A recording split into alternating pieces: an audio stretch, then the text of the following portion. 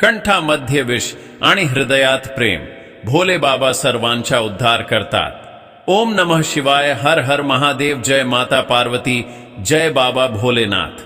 प्रिय प्रेमल मातांनो आणि भगिनींनो, तुम्हा सर्वांना हरितालिका तीज व्रताच्या खूप खूप शुभेच्छा.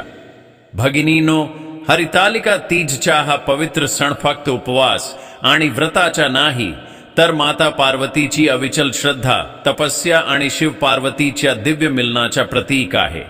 आज आम्ही तुम्हाला हरितालिका तीज व्रताच्या 3 अत्यंत पवित्र आणि दिव्य कथा सांगणार आहोत, ज्या या व्रताशी संबंधित आहेत. भगिनीनो, आजची कथा ती अमर गाथा आहे, ज्यात माता पार्वतीने आपल्या मैत्रिणींच्या मदतीने वनात कठोर तपस्या करून भोलेनाथांना पती म्हणून प्राप्त केले. ही पहिलीच वेळ होती जेव्हा स्त्री शक्तीच्या अडल संकल्प आणि प्रेमाने स्वतः महादेवांनाही पार्वतीसमोर नतमस्तक केले. म्हणून कृपया या 3ही कथा सुरुवातीपासून शेवटपर्यंत पूर्ण मन आणि श्रद्धेने ऐका. कदाचित आजच्या कथा ऐकल्याने तुमच्या सर्व मनोकामना पूर्ण होतील. भगिनीनो, पहिली कथा अशी सुरू होते. खूप वर्षांपूर्वी हिमालयाच्या कुशीत एक छोटेसे राज्य होते. राजा हेमावन आणि राणी मैना यांच्या घरात एका मुलीचा जन्म झाला. तिचे नाव पार्वती ठेवले गेले.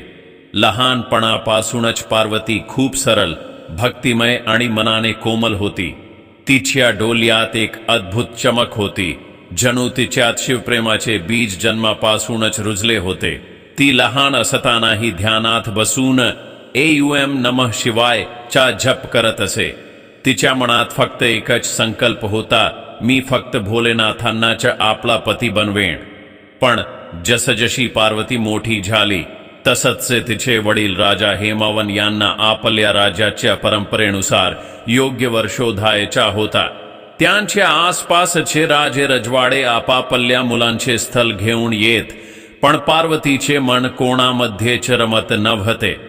तिच्या हृदयात तर फक्त महादेवांचे नाव वसले होते. परंतु वडिलांचे मन, ते तर प्रत्येक वडिलांप्रमाणे आपल्या मुलीच्या सुखाची कामना करत होते. त्यांनी तिला समजावण्याचा प्रयत्न केला. पार्वती, शिव तर तपस्वी आहेत. त्यांच्याकडे ना कोणताही महाल आहे ना ऐश्वर्य. तू राजकुमारी आहेस. तुला एक योग्य राजकुमार मिळेल जो तुला सुख देईल. पण पार्वतीने दृढ स्वरात सांगितले, पिताजी, माझ्यासाठी सर्वात मोठे सुख तेच आहे जे शिवाच्या चरणांमध्ये आहे. मी दुसरा कोणताही वर निवडणार नाही. त्यासाठी मला कितीही तपस्या करावी लागली तरी चालेल. हे ऐकून राजा हेमावन चिंतित झाले. त्यांनी विचार केला, माझी कोमल मुलगी तपस्येची आग सहन करू शकेल का? पण भगिनींनो, जेव्हा एखाद्या स्त्रीचे मन दृढ होते, तेव्हा ती आकाश पाताल एक करू शकते. पार्वतीने आपल्या मैत्रिणींना सांगितले, मला या जीवनातील सर्वात मोठे व्रत करावे लागेल. मी वनात जाईन, तपस्या करेन, जोपर्यंत भोलेनाथ माझे होत नाहीत. तिच्या मैत्रिणी, ज्यापैकी एकाचे नाव रोशनी होते, ती खूप प्रेमल आणि मैत्री भावनेने भरलेली होती. रोशनीने पार्वतीचा हात धरला आणि म्हणाली, ताई, तुझ्या प्रेमाची खोली मला माहीत आहे. तू एकटी जाणार नाहीस. मी तुझ्यासोबत येईन. तू तपस्या करशील. मी तुझ्यासाठी पाणी आणीन. तुझ्या कपालाचा घाम पुसेन. तुझ्यासोबत प्रत्येक अडचणीत उभी राहीन. भगिनींनो, हे ऐकून पार्वतीचे डोळे भरून आले. हेच आहे स्त्रियांचे प्रेम, एका बहिणीची आपल्या मैत्रिणीसाठी असलेली अविचल साथ. अशा प्रकारे भाद्रपद महिन्याच्या शुक्ल पक्षाच्या तृतीया तिथीला जेव्हा चारही बाजूनी हिरवळ होती, झुलक्यांवर गाणी घुमत होती, तेव्हा पार्वती आणि रोशनी गुपचूप वनाच्या दिशेने निघाल्या. त्यांच्या हातात फक्त थोडेसे फल, थोडे पाणी आणि शिवाचे नाव होते. त्यांनी ठरवले की त्या कठोर तपस्या करतील. फक्त माती, पाने आणि बेलपत्राचे आसन असेल आणि भोजनाच्या नावावर फक्त हवा आणि पाने. वनात पोहोचल्यावर त्यांनी शिवलिंगाची स्थापना केली. पार्वतीने आपल्या कमलासारख्या हातांनी मातीचे शिवलिंग बनवले. त्यावर बेलपत्र, गंगाजल आणि आपल्या अश्रूंचा अभिषेक केला. दिवस रात्र ओम नमः शिवायचा जप सुरू राहिला. कधी कडक ऊन, कधी भयानक पाऊस, कधी थंड रात्री, पण पार्वतीचे मन दृढ राहिले. भगिनींनो, ही फक्त देवकथा नाही, ही त्या स्त्रीच्या संकल्पाची कथा आहे जी प्रेमासाठी सर्व काही सहन करते. इकडे राजा हेमावनाला जेव्हा कळले की त्यांची मुलगी वनात तपस्या करत आहे, तेव्हा ते चिंतित होऊन तिला बोलावण्यासाठी आले. त्यांनी सांगितले, बाला, परत चल, ही तपस्या तुझ्यासाठी नाही. तू राजमहालात सुखी राहा, तुला आणखी चांगले वर मिळू शकतात. पण पार्वतीने मोठ्या दृढतेने उत्तर दिले, पिताजी, माझे मन फक्त भोलेनाथांसाठी आहे. जर तुम्ही मला परत घेऊन जाऊ इच्छित असाल तर आधी माझे प्राण घ्या, कारण शिवाशिवाय माझे जीवन अपूर्ण आहे. हे ऐकून माता मेनाच्या हृदयात वेदना झाली, परंतु त्यानेही आपल्या मुलीची दृढता पाहून आशीर्वाद दिला. जा बाला, तुझे प्रेम यशस्वी होईल. प्रत्येक स्त्री हे व्रत करेल आणि तुझे नाव युगानुयुगे घेतले जाईल. भगिनींनो, असे म्हणतात की पार्वतीच्या या तपस्येने स्वतः भगवान शिवही भावविवश झाले. एक दिवस ते ब्राह्मणाचे रूप घेऊन पार्वती समोर आले आणि म्हणाले, हे कन्ये, तू इतकी कठोर तपस्या का करत आहेस? तू सुंदर आहेस, तुझा जन्म राजाच्या घरी झाला आहे. तू एखाद्या योग्य राजकुमाराशी विवाह करायला हवा, त्या तपस्व्याशी नाही जो पर्वतांवर राहतो, ज्याच्याकडे न घर आहे न परिवार. पार्वती हसून म्हणाली, ब्राह्मण देव, तुम्ही काहीही म्हणा, माझे मन तर फक्त शिवासाठी आहे. मला त्यांचे वैभव नको, मला त्यांचे प्रेम हवे आहे. मी जन्मानुजन्म तपस्या करेन, पण शिवाशिवाय दुसऱ्या कोणाशीही विवाह करणार नाही. भगिनींनो, हाच तो क्षण होता जेव्हा शिवजींनी आपले खरे रूप प्रकट केले. ते प्रकट झाले, हातात त्रिशूल, गल्यात नाग, जटांमध्ये गंगा, आणि म्हणाले, हे पार्वती, तुझ्या प्रेम आणि तपस्येने मला बांधले आहे. तू जे काही हवे होते तेच होईल. तू आता माझी अर्धांगिनी बनशील आणि तुझ्या या व्रताला प्रत्येक स्त्री आपलेसे करेल. जी स्त्री हरितालिका तीजच्या दिवशी व्रत करेल तिला अखंड सौभाग्य आणि प्रेम मिळेल. हे ऐकून पार्वतीच्या डोल्यातून आनंदाश्रू वाहू लागले. रोशनीने आपल्या मैत्रिणीला मिठी मारली. भगिनींनो, अशा प्रकारे झाले शिव पार्वतीचे पवित्र मिलन.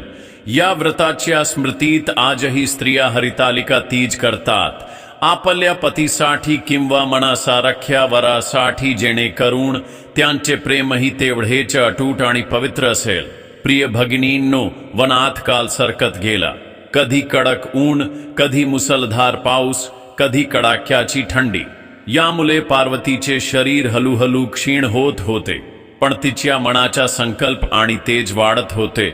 आणि या कठीण तपस्यामध्ये रोशनी प्रत्येक क्षणी तिच्यासोबत राहिली. कधी ती पार्वतीच्या कपालाचा घाम पुसते, कधी जवळच्या झऱ्यातून पाणी भरून आणते, तर कधी बेलपत्रे गोळा करून शिवलिंगावर वाहते. त्यांच्यातील मैत्रिणीचे प्रेम असे होते की जो कोणी पाहेल तो भावुक होईल. रोशनीने एक दिवस पार्वतीला विचारले, ताई, कधी कधी थकवा जाणवत नाही?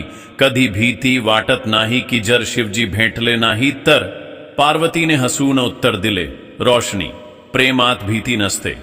प्रेम तर फक्त समर्पण आहे आणि माझा विश्वास आहे की भोलेनाथ माझ्या प्रेमाची हाक नक्कीच ऐकतील. याच दरम्यान वनातील लोक हळूहळू त्यांच्या तपस्येची चर्चा करू लागले.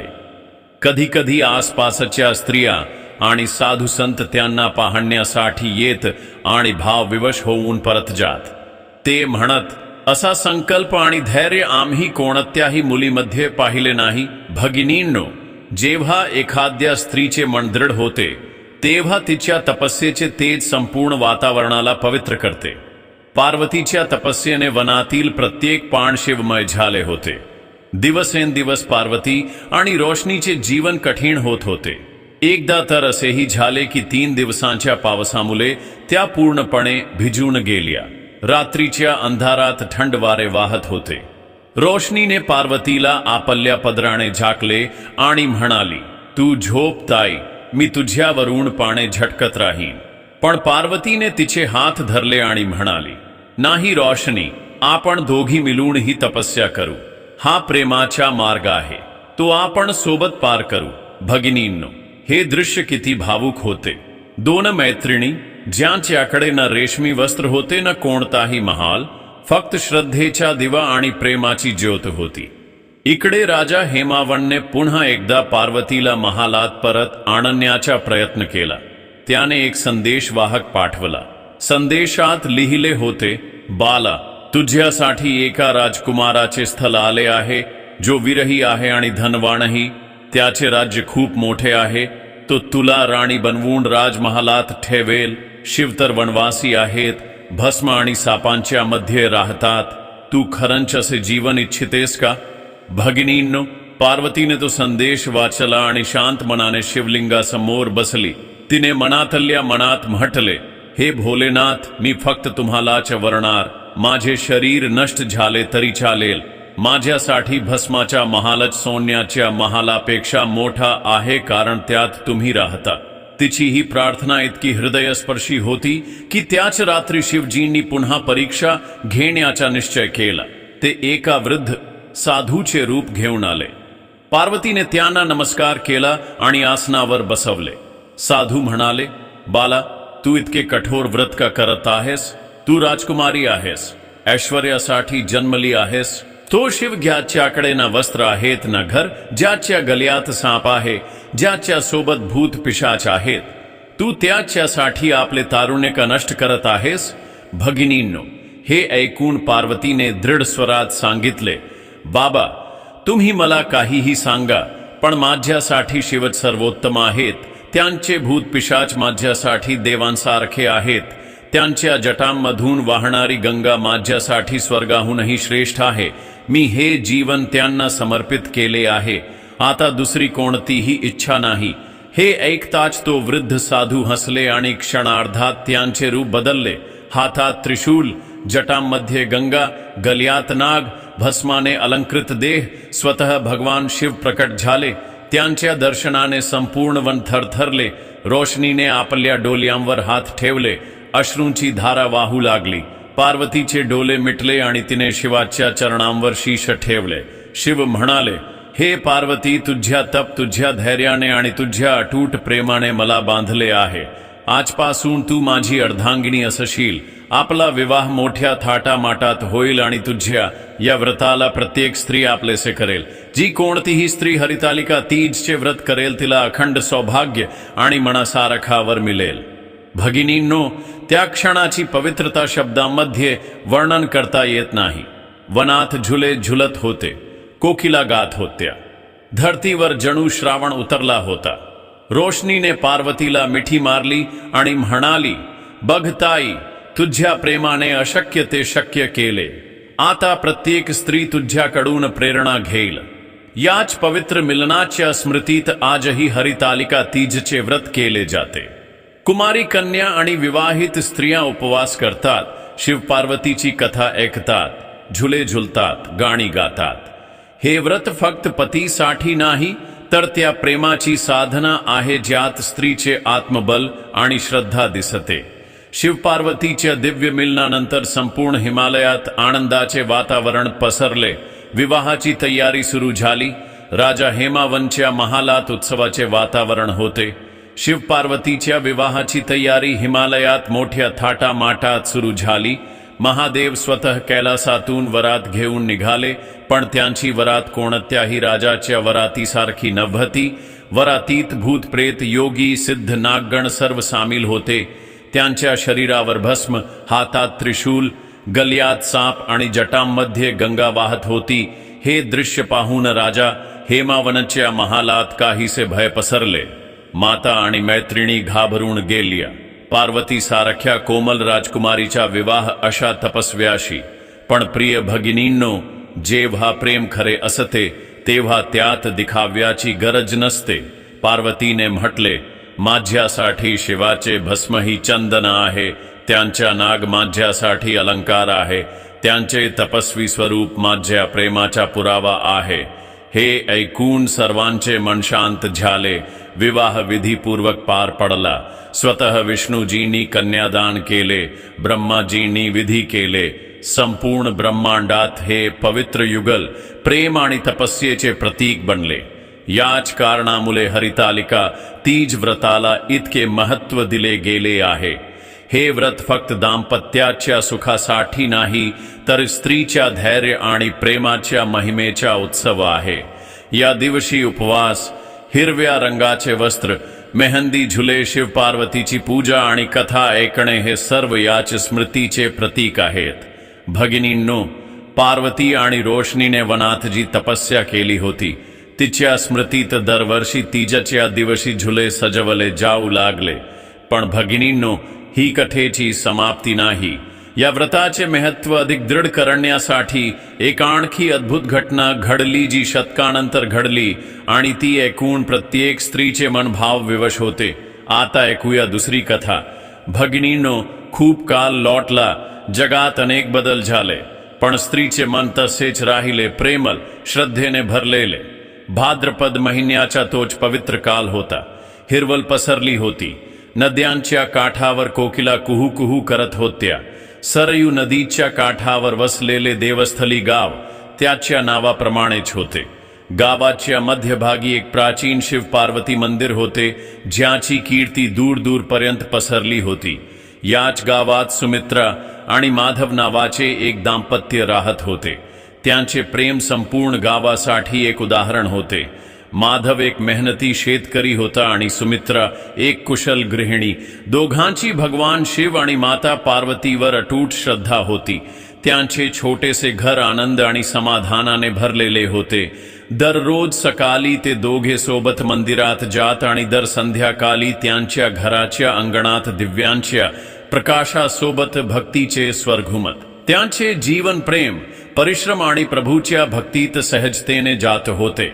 पण तेव्हा त्यांच्या जीवनातील सुखावर दुःखाची छाया पडली. एक दिवस शेतातून परत येताना माधवची तब्येत अचानक बिघडली.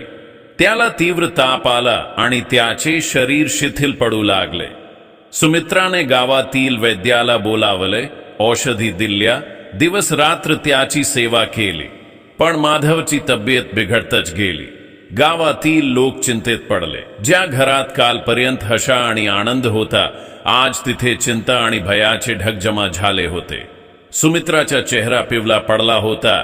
तिच्या डोळ्यांची चमक कुठेतरी हरवली होती. ती फक्त आपल्या पतीकडे एकटक पाहत राही. मनातल्या मनात शिव पार्वतीकडे त्याच्या सुस्थितीसाठी प्रार्थना करत असे. सर्व प्रार्थना आणि प्रयत्नांनंतरही नशिबाला काहीतरी वेगळेच मंजूर होते. एका सकाळी माधवने कायमसाठी आपले डोळे मिटले. सुमित्रावर जणू दुःखाचा डोंगर कोसळला. तिचे जग उद्ध्वस्त झाले. तिचा सिंदूर पुसला गेला. तिच्या बांगड्या तुटल्या. संपूर्ण गावात शोकाची लाट पसरली.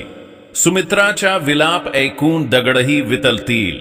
ती आपल्या माधवच्या निष्प्राण शरीराला मिठी मारून रडत राहिली.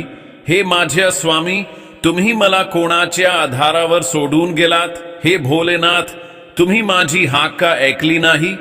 तिचे जीवन आता पूर्णपणे अंधकारमय आणि निरर्थक झाले होते. माधवच्या निधनानंतर 2 दिवसांनी हरितालिका तीजचा सण येणार होता. सुमित्रा आपल्या दुःखात बुडालेली असतानाच तिच्या दारावर एका तेजस्वी वृद्धेने दस्तक दिली. त्यांच्या चेहऱ्यावर अद्भुत शांती आणि करुणा होती. त्यांनी सुमित्राच्या डोक्यावर हात ठेवत म्हटले, पुत्री, शोक करू नकोस. उद्या हरितालिका तीज आहे. तुला माहित आहे का की स्वतः माता पार्वतीने भगवान शिवाला पती म्हणून मिळवण्यासाठी हे कठोर व्रत केले होते. खरी श्रद्धा आणि निष्ठापूर्वक केलेले हे व्रत अशक्य गोष्टी नाही शक्य करू शकते. त्या वृद्धेच्या शब्दामध्ये एक अनोखी शक्ती होती, ज्यामुळे सुमित्राच्या कोमेजलेल्या मनात आशेचे एक बीज रुजले.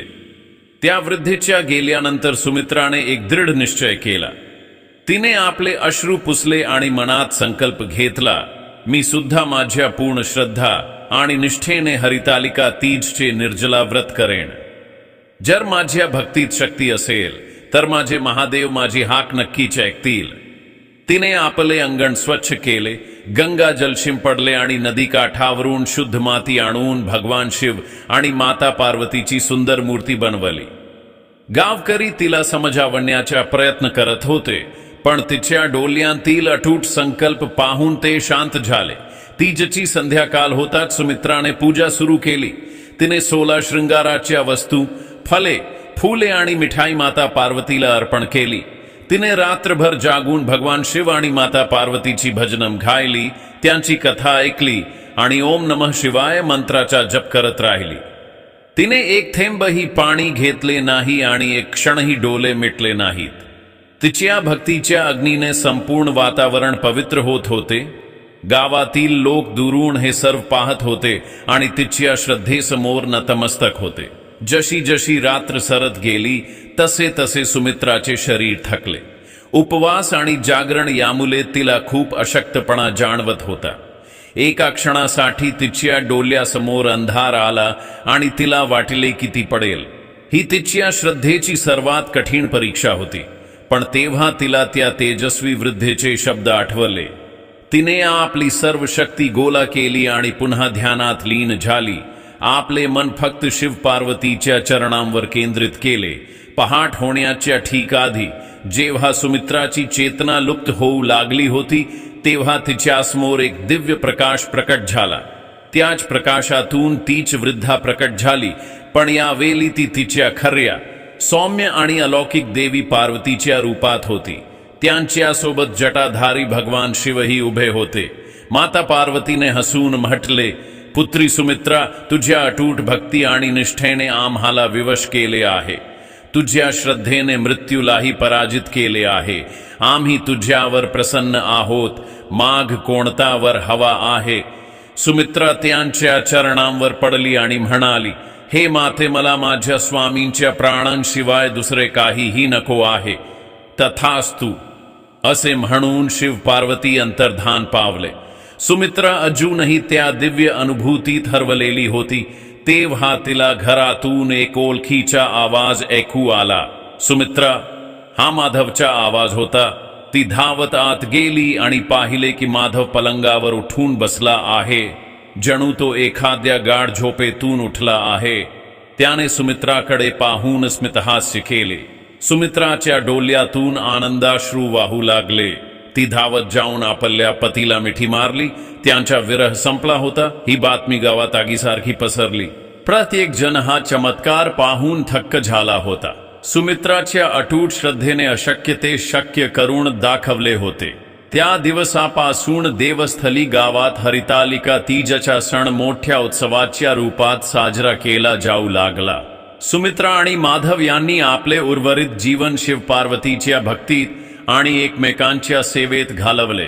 त्यांची कथा पिढ्यानपिढ्या सांगितली जाऊ लागली, जो या गोष्टीचा पुरावा होता की खरी श्रद्धा आणि निस्वार्थ प्रेमात इतकी शक्ती असते की ती स्वतः नशिबालाही बदलू शकते. भगिनीनो, आता तुम्हाला अंतिम कथा सांगतो जी या व्रताचे महत्त्व अनेक पटींनी वाढवते. एका छोट्या गावात एक स्त्री राहत होती. तिचे नाव होते सावित्री. सावित्रीचा विवाह खूप कमी वयात झाला होता. तिचा पती सोमेश सुंदर होता, पण कालाच्या प्रहारामुळे त्यांचे जीवन कठीण झाले. सोमेशचा व्यापार बुडाला. घरात अन्नाचे संकट आले. अनेकदा गावातील लोक त्यांची थट्टा करत आणि हळूहळू पती पत्नीच्या नात्यातही दुरावा येऊ लागला. सावित्रीच्या मनात वेदना होती. काय आपले प्रेम असेच कोमेजून जाईल? भगिनींनो, सावित्री खूपच धार्मिक आणि श्रद्धाळू स्त्री होती. तिला लहानपणापासूनच हरितालिका तीजची कथा ऐकण्याचे भाग्य मिळाले होते. तिची आई तिला नेहमी म्हणायची, बाला, हे व्रत फक्त सौभाग्यासाठी नाही तर प्रेम दृढ करण्यासाठी आणि पतीच्या जीवनात सुख आणण्यासाठी आहे. जेव्हा स्त्री आपल्या पूर्ण मनाने हे व्रत करते तेव्हा त्याचा परिणाम देवही अनुभवतात. सावित्रीला आपल्या आईच्या गोष्टी आठवल्या. तिने निश्चय केला, मी पण पार्वती मातेसारखी तपस्या करेन, हरितालिका तीजचे व्रत करेन आणि आपल्या पतीसोबत माझे प्रेम पुन्हा सजवेन. भाद्रपद शुक्ल तृतीयाचा दिवस आला. सावित्रीने उपवास ठेवला. पाण्याशिवाय दिवसभर शिव पार्वतीचे स्मरण केले. रात्री जागरण केले. कथा ऐकली आणि आपल्या मैत्रिणींसोबत झोका झुलत राहिली. तिच्या मनात फक्त एकच प्रार्थना होती, हे पार्वती माते, जसे तुम्ही तपस्येने महादेवांना मिळवले तसेच माझ्या जीवनातही प्रेम आणि सुखाचा संयोग होवो. माझ्या पतीचा व्यापार पुन्हा भरभराटीला येवो. आमच्यातील गैरसमज दूर होवो. भगिनींनो, असे म्हणतात की त्या रात्री सावित्रीला एक अद्भुत स्वप्न पडले. स्वप्नात पार्वती माता आल्या, कपालावर चंद्र, हातात पुष्प आणि म्हणाल्या, बाला, तू जे श्रद्धेने व्रत केले आहेस त्याचे फल तुला नक्कीच मिळेल. तुझे प्रेम पुन्हा फुलेल, तुझे कुटुंब सुखी होईल. दुसऱ्या दिवसापासून जणू चमत्कार सुरू झाले. सोमेशला अचानक एक व्यापारी भेटला, ज्याने त्याला भागीदारीचा प्रस्ताव दिला. जुने शत्रू मित्र बनले. सर्वात मोठा चमत्कार म्हणजे सोमेशच्या मनात सावित्रीसाठी पुन्हा तेच प्रेम जागृत झाले. तो म्हणाला, सावित्री, तू माझी साथ कधी सोडली नाहीस. तूच माझी खरी अर्धांगिनी आहेस. सावित्रीच्या डोळ्यात अश्रू आले. तिने मनातल्या मनात माता पार्वतीचे आभार मानले. भगिनींनो, ही फक्त एक कथा नाही, तर या गोष्टीचा पुरावा आहे की हरितालिका तीजचे व्रत फक्त शिव पार्वतीच्या आठवणीसाठी नाही, तर स्त्रीच्या प्रेम, विश्वास आणि समर्पणाचे सजीव प्रतीक आहे. आजही अगणित स्त्रिया हे व्रत करतात आणि आपले दाम्पत्य जीवन सुखमय बनवतात.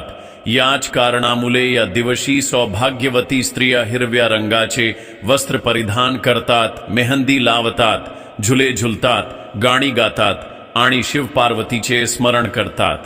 हरितालिका तीजचे हे व्रत प्रत्येक स्त्रीच्या जीवनात प्रेम, सुख आणि आत्मबलाचा संचार करते. तर भगिनींनो, आजची ही पवित्र कथा इथेच पूर्ण होते. जर या कथेने तुमच्या हृदयाला स्पर्श केला असेल तर माता पार्वतीकडे हीच प्रार्थना करा की त्यांचा आशीर्वाद आपल्या जीवनातही कायम राहो. आणि भगिनींनो, माझी एक छोटीशी विनंती आहे. जर ही कथा तुम्हाला आवडली असेल तर माझ्या चॅनलला नक्कीच सबस्क्राईब करा, जेणेकरून येणाऱ्या आणखी पवित्र कथा सर्वात आधी तुमच्यापर्यंत पोहोचतील.